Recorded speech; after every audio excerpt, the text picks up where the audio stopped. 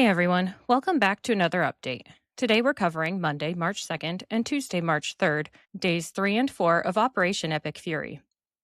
U.S. Israeli strikes continued, Iran expanded retaliation, 6 U.S. service members were killed, gas prices surged, and Trump warned of sustained campaign while leaving ground troops on the table. There were congressional briefings amid fears of escalation, and the DHS shutdown persisted. Let's break it down. The U.S. Iran conflict escalated sharply over the past couple of days, with combined U.S. Israeli forces degrading more Iranian air defenses and local superiority claimed over key areas. The Natanz nuclear facility was struck, the first repeat hit, and targeted internal security and propaganda sites suppressed protests. President Trump said progress is ahead of schedule, vowed to easily prevail, and reiterated goals: destroy missiles, neutralize proxies, and prevent nuclear weapons. Iran retaliated broadly. Missiles and drones hit U.S. bases, including the Kuwait drone strike that killed 6 U.S. troops in total. Iranian missiles and drones hit an area near the U.S. consulate in Dubai, Israeli targets, and a shadow tanker in the Gulf of Oman. State media reported chaos, and Tehran urged evacuation of Americans from the region.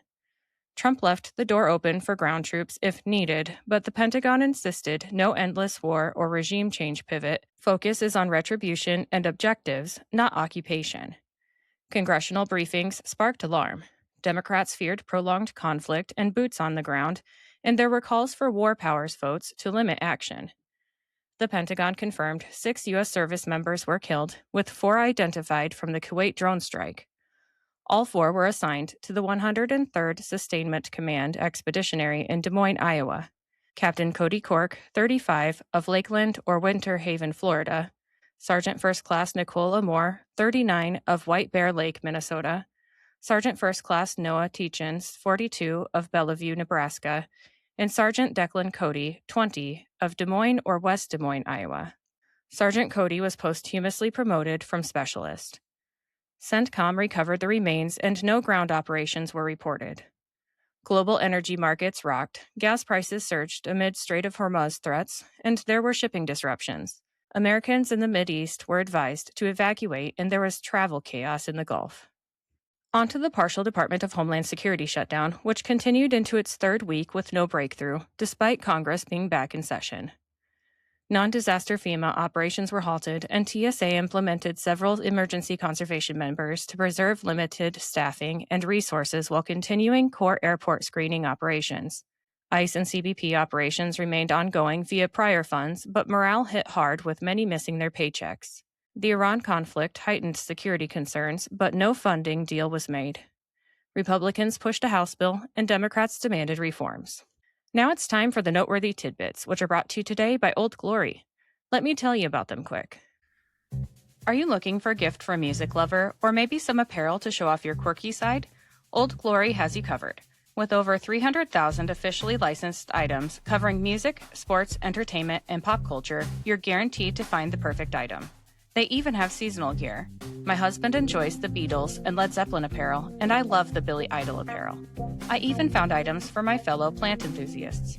This family-owned superstore is known for their quality and customer service, offers free standard shipping on all orders, and orders are shipped the same day you purchase. My discount code gives you 15% off your entire order, and it's currently the best deal available. Just visit oldglory.com and enter in my promo code JADE, that's Jade, at checkout. All right, let's get back to the tidbits. First Lady Melania presided over the Security Council at the United Nations, and she is the First Lady in American history to take this role. President Trump awarded the Medal of Honor to Command Sergeant Major Terry Richardson, who faced heavy machine gun fire 3 times to rescue severely wounded soldiers, and Trump awarded 2 others the Medal of Honor posthumously. Master Sergeant Roderick Edmonds was a prisoner of war in Germany in World War II who fought against Nazis and saved hundreds of lives, and Staff Sergeant Major Michael Awlis personally took a suicide vest explosion from an insurgent to help save an injured Polish army officer. A DHS memo was sent to law enforcement agencies warning of lone wolf terror attacks amid the Iranian conflict. The Supreme Court blocked a California law that forced schools to hide the transgender identity of children from their parents, and they also struck down the New York Democrats' attempt to gerrymander a Republican-held New York City congressional seat. A Somalian exposed by Nick Shirley for engaging in fraud pleaded guilty to stealing $6 million in autism funds. Department of Homeland Security Secretary Kristi Noem testified before the Senate Judiciary Committee on DHS oversight in a hearing that covered topics such as immigration enforcement tactics, the Minneapolis ICE deaths, ICE operations, funding pauses amid heightened threats, and child trafficking. Nearly 13,000 commercial truck drivers have been taken off the road due to their inability to read English road signs. President Trump cut off all trade with Spain after their prime minister refused to allow the United States to use their bases to strike Iran. CMS Administrator Dr. Oz launched an investigation into New York Medicaid fraud because New York Medicaid spending is about 80% higher than the rest of the country. Secretary of State Marco Rubio is surging rescues of Americans stranded in the Middle East, with about 1,600 requesting assistance. Clyde McLemore, the Illinois Black Lives Matter founder, was caught on video beating one of his female employees, and she happens to be the same employee that caught him embezzling grant funds. Texas Representative Dan Crenshaw lost the Republican primary to Steve Toth. Texas Attorney General Ken Paxton and Senator John Cornyn advanced to a runoff, and James Tallarico defeated Jasmine Crockett in the Texas U.S. Senate Democratic primary. That's March 2nd and 3rd in stark focus. How does this end? Diplomacy, prolonged air campaign, or worse? Share your thoughts on Instagram or X at Shades of Jade Pod. If these episodes are keeping you current amid the chaos, subscribe, review, and share. Thank you for listening and have a great day.